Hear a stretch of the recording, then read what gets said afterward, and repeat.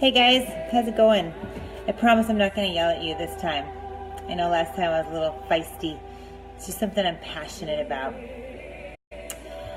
I have played this song on a Facebook Live probably 100 times on account of it is one of my favorite songs.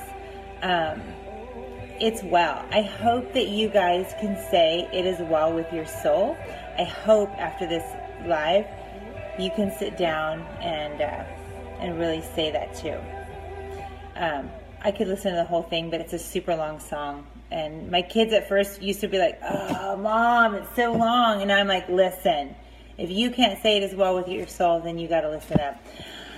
Okay, guys, I was running today, as always, and during my run, I was thinking and praying like I do, and I had this thought, this even if, and I wanted to share it with you. I felt like the Lord was like, somebody out there is needing to hear this today. I know a lot of times when I do these Facebook Lives, they're for me. They're probably not as much for you as there are for me, just to kind of walk it out.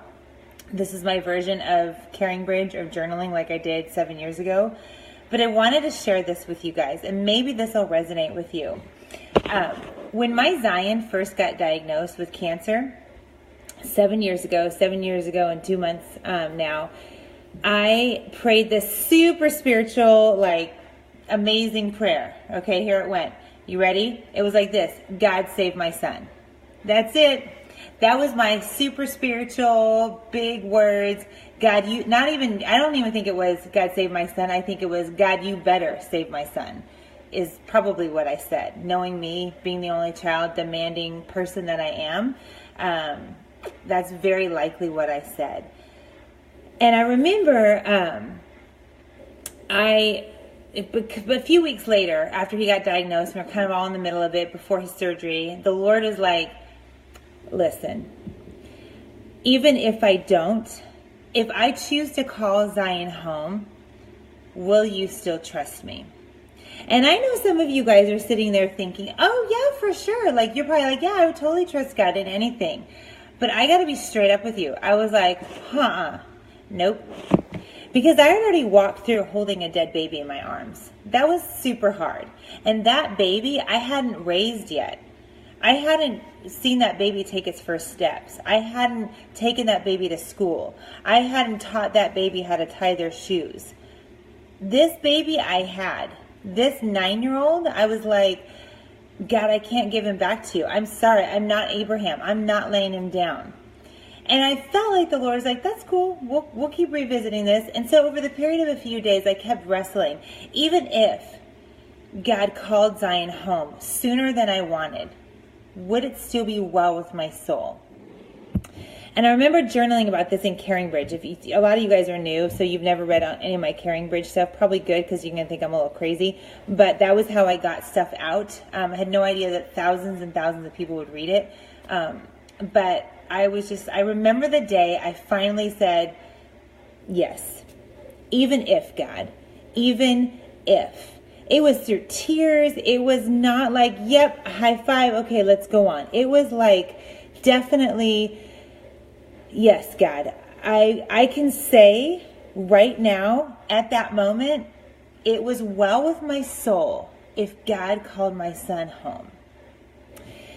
And the thing is I really had to get to that point, because you guys know the end of the story. You guys know my son now is 16.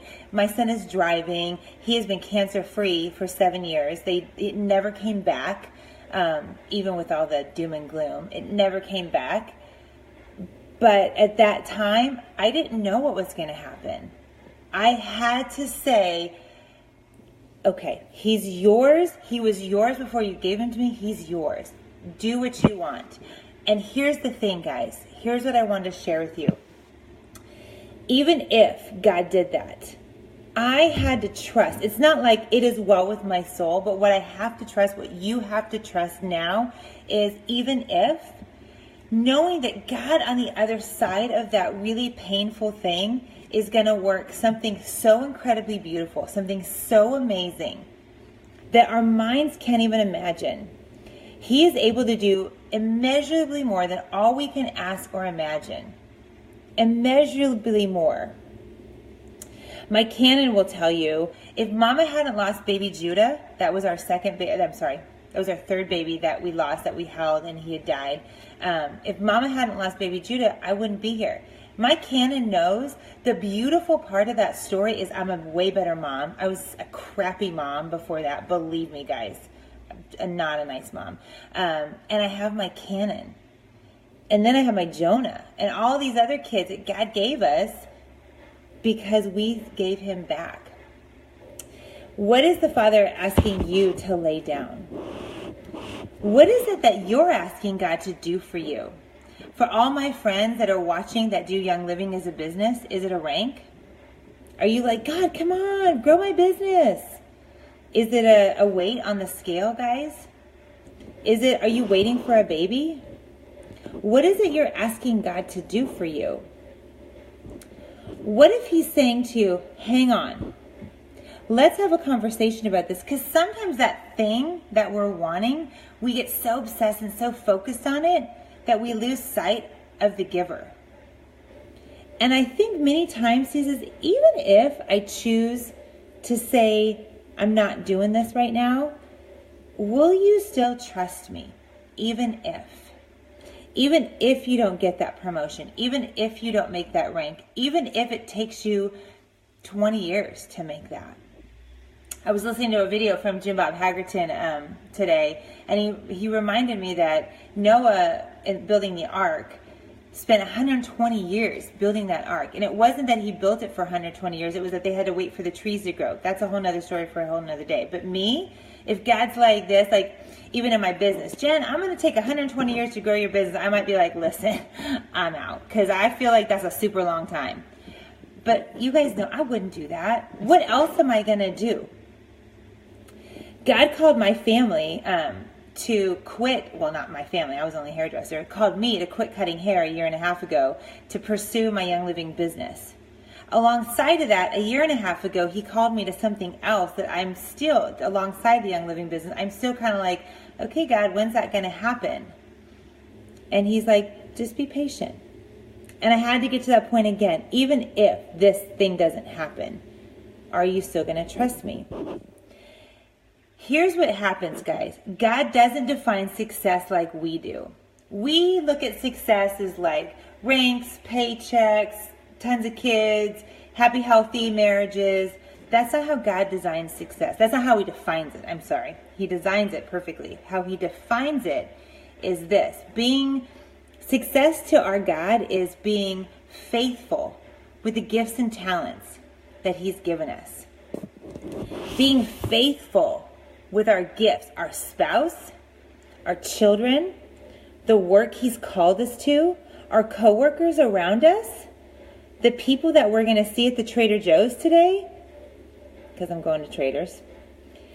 He calls us to be faithful with our gifts and our talents and simply to step into the works that he's prepared in advance for us to do, and then let him do what he's going to do.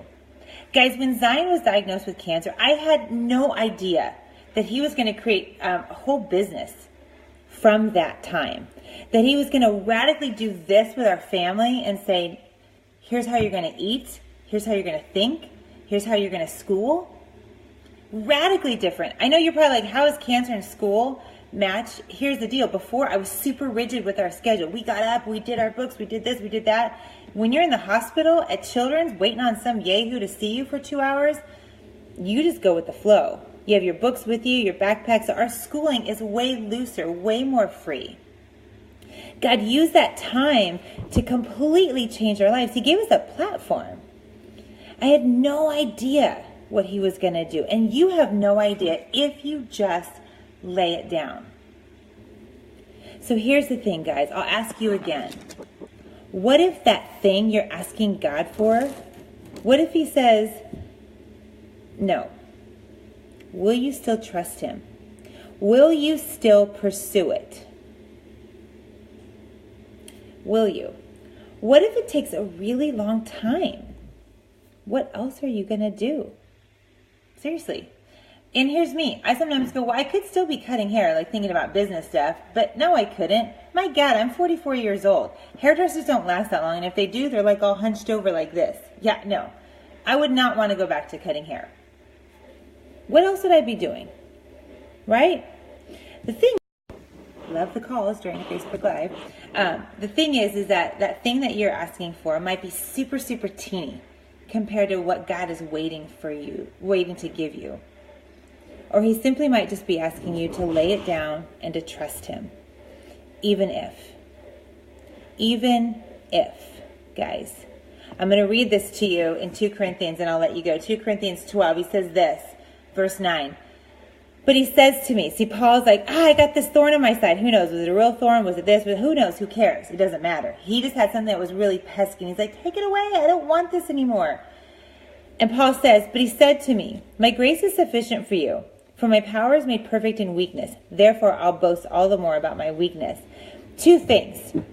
Guys, y'all need to get in and read your Bibles. Because we quote scripture like we think, just kind of like we ain't got no sense.